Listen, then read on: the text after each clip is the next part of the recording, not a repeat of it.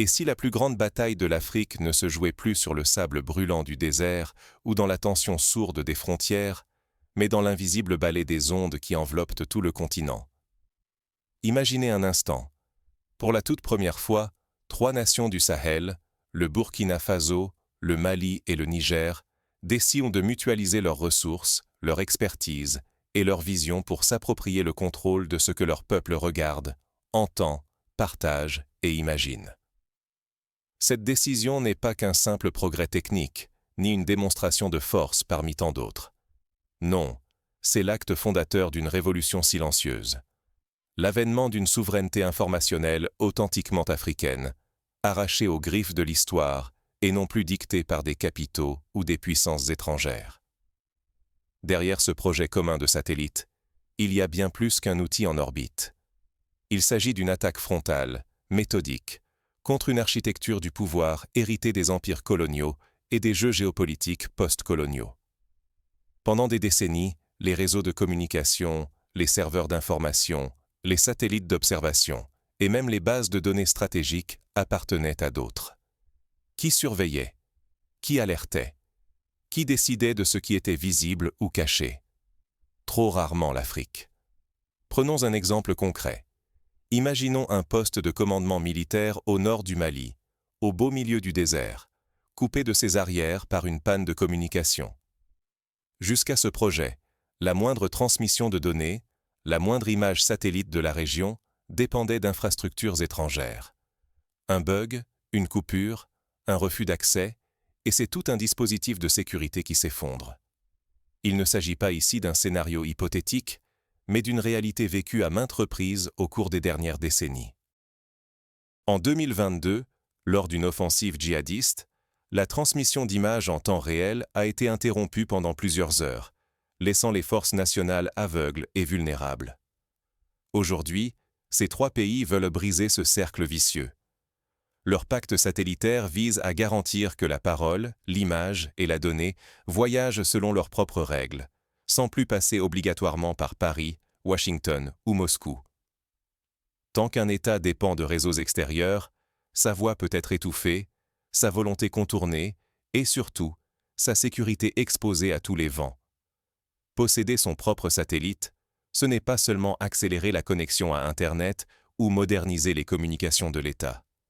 C'est revendiquer pour la première fois le droit de raconter sa propre histoire, de décider qui observe et qui écoute, qui filtre et qui transmet. C'est aussi s'arracher à un piège post-colonial, celui où l'infrastructure numérique, invisible mais omniprésente, reste l'arme silencieuse d'intérêts extérieurs. Rester captif des réseaux étrangers n'est pas un détail anodin. C'est exposer son autonomie, sa dignité, parfois même la vie de ses citoyens. Car à l'ère où chaque donnée, chaque image, chaque signal peut inverser l'issue d'une guerre ou d'une élection, l'information devient la frontière cachée où se joue le destin d'un peuple tout entier. En 2010, par exemple, la Côte d'Ivoire a vécu une crise électorale où la coupure des réseaux contrôlés à l'étranger a paralysé la capacité de l'État à gérer la situation, laissant la population livrée à la rumeur et à la manipulation. Avant de lever le voile sur les coulisses de cette révolution tranquille, posons une question fondamentale. Pourquoi, aujourd'hui, le contrôle de l'information devient-il la nouvelle frontière de la souveraineté africaine? Pour comprendre cette mutation, il faut d'abord remonter à la dépendance numérique héritée et montrer comment elle façonne encore chaque décision stratégique. Durant des décennies, le Sahel a été le théâtre d'ombres et de combats silencieux. Des officiers guidant leurs hommes dans l'immensité saharienne sans carte précise, avec des radios vétustes, isolées au moindre incident technique. Leur arsenal technologique appartient souvent à une autre époque. Chaque mission dépend de réseaux, de satellites, de serveurs contrôlés à l'étranger. Prenons 2 exemples historiques pour illustrer cette impuissance. Pendant la guerre d'Algérie, les forces françaises déployaient déjà un arsenal électronique de surveillance, alors que les pays voisins en étaient réduits à des moyens rudimentaires. Plus récemment, lors de la crise malienne de 2012, l'absence d'un réseau de communication propre a obligé le gouvernement à recourir à des sociétés privées occidentales qui facturaient à prix d'or chaque minute d'antenne satellitaire. cette dépendance n'est pas fortuite. Elle est le fruit d'une stratégie invisible. Maintenir le contrôle, pas offrir la souveraineté. Celui qui possède les réseaux, les satellites, les flux de données détient le véritable pouvoir, celui de voir, d'écouter, de filtrer, de décider à votre place, en silence. Depuis plus d'un demi-siècle, les interventions étrangères se succèdent. Bases militaires françaises, drones américains, systèmes européens sophistiqués, ils promettent l'aide, livrent parfois des victoires tactiques, mais jamais l'autonomie stratégique. Les armées nationales demeurent otages de systèmes conçus loin de leur réalité, dépendantes d'alertes et d'ordres venus d'ailleurs. À chaque crise, la fragilité éclate au grand jour. Quand les communications se taisent, quand l'information ne circule plus, l'État se retrouve nu, vulnérable. Le mot « souveraineté » devient alors une coquille vide, répétée sans pouvoir véritable.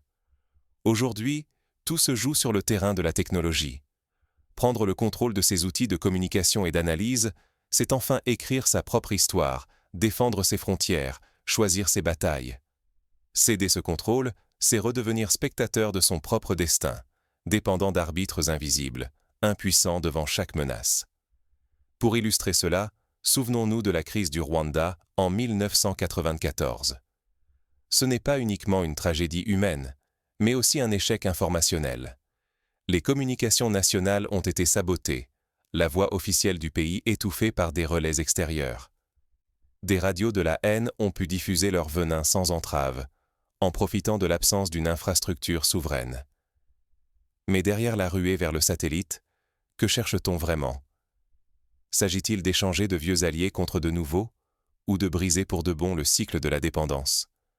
La vraie souveraineté commence-t-elle, cette fois, par la maîtrise de ses propres outils ? Pour la première fois, une coalition inédite se forme. Le Burkina Faso, le Mali et le Niger unissent leurs forces pour lancer un satellite commun. Ce projet marque un tournant décisif, bien au-delà d'un simple symbole politique. Il faut se souvenir qu'en Afrique centrale, une initiative similaire, la Central African Backbone, a permis d'accélérer la connectivité régionale, mais sans jamais toucher au cœur du pouvoir informationnel, le satellite. Et si la vraie rupture ne se jouait ni contre l'Occident, ni en faveur de Moscou, mais contre la logique même de la dépendance ? Toute l'attention du projet satellite du Sahel se concentre ici. L'enjeu dépasse le simple échange d'alliances. Il s'agit de briser un cycle de dépendance technologique et narrative qui dure depuis des décennies, où décider, voir et raconter échappait systématiquement à la région. Vouloir posséder un satellite ne relève pas d'un caprice soudain, mais d'une longue accumulation de frustrations. Depuis des années, le Burkina Faso, le Mali et le Niger échouent à exercer une souveraineté pleine sur leurs décisions, privés d'un accès indépendant à l'information. Les grandes crises sécuritaires du Sahel n'ont fait qu'aggraver une évidence. Sans maîtrise des outils, on lutte à l'aveugle. La dépendance aux satellites, réseaux ou serveurs étrangers a transformé l'indépendance politique en mirage. Mais aujourd'hui, que signifie la souveraineté ? Elle ne se limite plus à l'intégrité du territoire. Elle repose sur 4 couches imbriquées: la sécurité des frontières et des habitants, le contrôle des ressources matérielles, l'appropriation totale de l'information stratégique et surtout, la capacité à écrire et diffuser sa propre histoire. Chaque couche reste fragile si elle dépend d'infrastructures ou de récits extérieurs. C'est pour cela que la coopération avec la Russie n'est pas un alignement idéologique.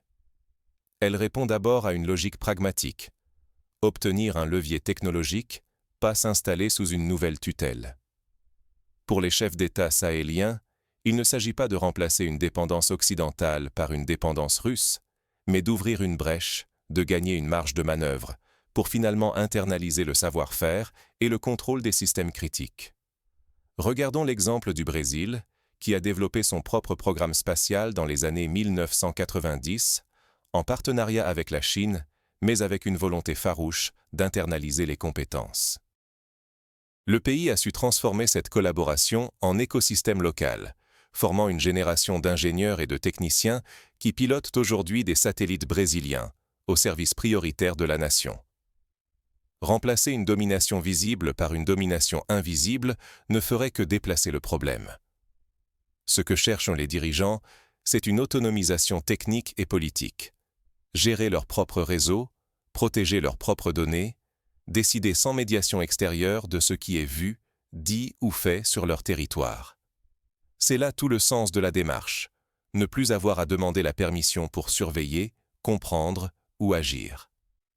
Mais ce pari reste risqué. Si le Sahel échoue à internaliser les compétences, à contrôler vraiment les couches techniques, logicielles et narratives, la région pourrait simplement troquer une dépendance claire contre une vulnérabilité plus discrète, mais tout aussi dangereuse. La dépendance, même sous un nouveau visage, laisse toujours la porte ouverte à l'ingérence, au chantage ou à la manipulation des flux d'informations, surtout dans les moments cruciaux. Prenons le cas du Venezuela, qui a lancé le satellite Simón Bolívar avec l'aide de la Chine. Après quelques années, le pays s'est rendu compte qu'il restait dépendant des mises à jour logicielles, de la maintenance et même de certaines décisions critiques. Cet exemple montre que l'autonomie technologique ne s'improvise pas. Elle se construit dans la durée, par la formation et l'investissement local. Alors, une question s'impose. Quel danger se cache derrière une souveraineté fondée sur une technologie venue d'ailleurs ? Le choix du satellite n'est donc pas anodin. Il révèle une lutte pour le contrôle de l'avenir. Mais chaque avancée technique comporte sa part d'ombre, et le Sahel doit maintenant affronter ses propres contradictions. Peut-on réellement posséder son avenir quand la clé du système reste détenue ailleurs ? Cette interrogation brutale plane sur chaque décision prise par les pays du Sahel, portés par le rêve d'émancipation technologique, mais contraints d'avancer sur une corde raide invisible. Changer de partenaire ne brise pas la chaîne de la dépendance technique. Aujourd'hui, le satellite commun apparaît comme la promesse d'un âge souverain. Pourtant, il porte en lui une faille. Tant que le cœur du système échappe à la maîtrise locale, un talon d'Achille demeure. L'histoire fourmille d'avertissements. Des nations ambitieuses, équipées d'outils modernes, sont restées prisonnières de lignes de code, de puces ou de brevets étrangers. Au premier conflit d'intérêts, l'édifice s'écroule, révélant que l'autonomie n'était qu'une illusion. Les cas de l'Iran ou de la Turquie, dont certains systèmes de drones ou de missiles dépendent de composants occidentaux, prouvent que la souveraineté s'arrête là où s'interrompt la chaîne d'approvisionnement étrangère. Le véritable enjeu n'est donc pas seulement de placer un satellite en orbite. Il s'agit de forger une génération d'ingénieurs, de codeurs, de techniciens capables de comprendre, fabriquer, réparer et transformer chaque couche du système. Sans cette maîtrise, la souveraineté reste suspendue au bon vouloir d'autrui. Prenons l'exemple de l'Inde, qui a investi massivement dans son programme spatial dès les années 1970. Aujourd'hui, le pays exporte des satellites, forme ses propres experts et a réussi à poser un atterrisseur sur la Lune. Ce succès est le fruit d'une volonté politique de long terme, d'un investissement massif dans l'éducation et la recherche, et d'une politique de transfert technologique maîtrisée. Le satellite peut ouvrir la voie à la gestion indépendante des données, des communications et des images. Mais il peut aussi devenir une porte entr'ouverte, où l'influence se glisse discrètement. Une coupure, une ligne de code verrouillée, un service suspendu, et tout bascule. Bâtir sa souveraineté sur des fondations contrôlées par d'autres, c'est accepter que le prochain désaccord ou la prochaine crise internationale suffisent à tout faire vaciller. Chaque dépendance technique, même réduite, est une faille latente qui menace l'ensemble du projet. La solution réside-t-elle dans l'aptitude à transformer l'outil étranger en moteur d'un écosystème local ? À faire du satellite non pas un emblème de dépendance, mais le point de départ d'une filière propre, vivace et résiliente ? Le défi ne se limite plus à la géopolitique. Il devient générationnel, culturel. Car la souveraineté ne se proclame pas. Elle se bâtit, par la main, l'intelligence et la mémoire de celles et ceux qui s'en emparent. Mais comment transformer cette ambition en réalité concrète, sur un continent encore marqué par les cicatrices de l'histoire et les défis du présent ? La réponse se joue dans la capacité à imaginer, à former, à investir, à s'approprier chaque étape du processus technologique. La véritable révolution commence lorsque la technologie se transforme en savoir-faire local, enraciné dans le quotidien. Un satellite, ce n'est pas qu'une prouesse technique. C'est l'étincelle d'un bouleversement silencieux qui s'impose sur le terrain. L'essentiel ne réside pas dans l'objet lui-même, mais dans l'écosystème humain et technique qui l'oblige à bâtir, brique après brique, dans chaque village, chaque école, chaque centre de données du Sahel. Pour concrétiser cette vision, il s'agit de multiplier les écoles techniques, d'ouvrir des laboratoires d'innovation, de financer des start-up locales et de créer des partenariats avec les universités du continent. Le Rwanda, par exemple, a lancé le programme Rwanda Coding Academy pour former dès le lycée des élèves à la programmation et à la cybersécurité. Ce type d'initiative, adaptée au contexte sahélien, pourrait accélérer la montée en compétences des jeunes générations. Quand le Burkina Faso, le Mali et le Niger investissent dans leurs propres compétences, la dépendance change de camp. Le vrai succès viendra le jour où ces pays cesseront d'acheter du savoir-faire ailleurs pour devenir producteurs de talents et de solutions. Déjà, des formations inédites émergent. Les techniciens d'hier préparent leur mutation en ingénieurs spatiaux, capables de concevoir, d'exploiter et de maintenir leurs propres infrastructures. Ce mouvement ne se limite pas à un bond technologique. Il reconfigure la circulation de l'information. Une donnée générée localement, partagée localement, bouleverse tout. Elle éclaire la prise de décision, ouvre de nouvelles opportunités économiques et surtout, elle élargit l'horizon psychologique. Peu à peu, l'autonomie s'ancre dans la vie courante, rendant la dépendance à l'extérieur de moins en moins acceptable. À mesure que la région maîtrise son propre récit, elle s'affranchit des regards extérieurs. Cette souveraineté narrative transforme non seulement la manière dont les habitants du Sahel se perçoivent, mais aussi la façon dont le monde les regarde. Lorsqu'un village suit, en direct, l'évolution de ses cultures grâce à des images obtenues par ses propres moyens, c'est toute une génération qui se découvre actrice de son destin. Prenons l'exemple d'une école rurale au Niger. Grâce aux images satellites, les enseignants peuvent illustrer en temps réel les changements climatiques, la progression de la désertification ou la cartographie des ressources en eau. Les enfants grandissent en voyant leur pays d'en haut, en comprenant la géographie non plus comme une abstraction, mais comme une réalité vivante et à portée de main.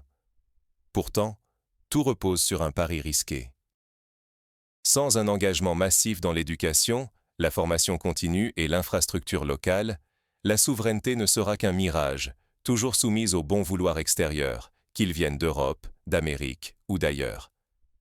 La promesse ne pourra être tenue que si ces nations misent d'abord sur leur propre capital humain. Finalement, la boucle est bouclée. Que devient la souveraineté lorsqu'une société peut littéralement s'observer elle-même, se comprendre et se projeter dans l'avenir grâce à l'espace? Mais si le satellite symbolise une rupture, il force aussi à s'interroger. Cette autonomie naissante peut-elle résister aux pressions extérieures et aux défis internes qui s'annoncent?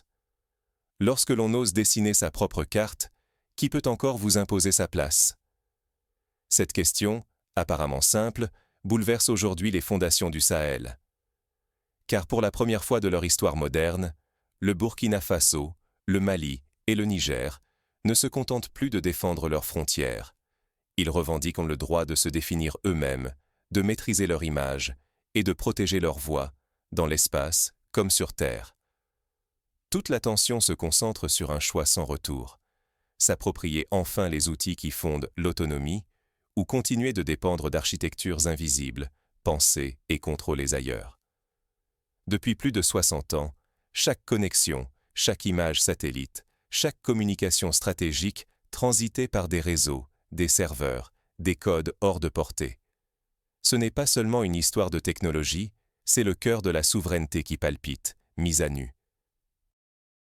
Posséder un satellite, contrôler un code source ou ériger une infrastructure, suffit-il à garantir l'émancipation?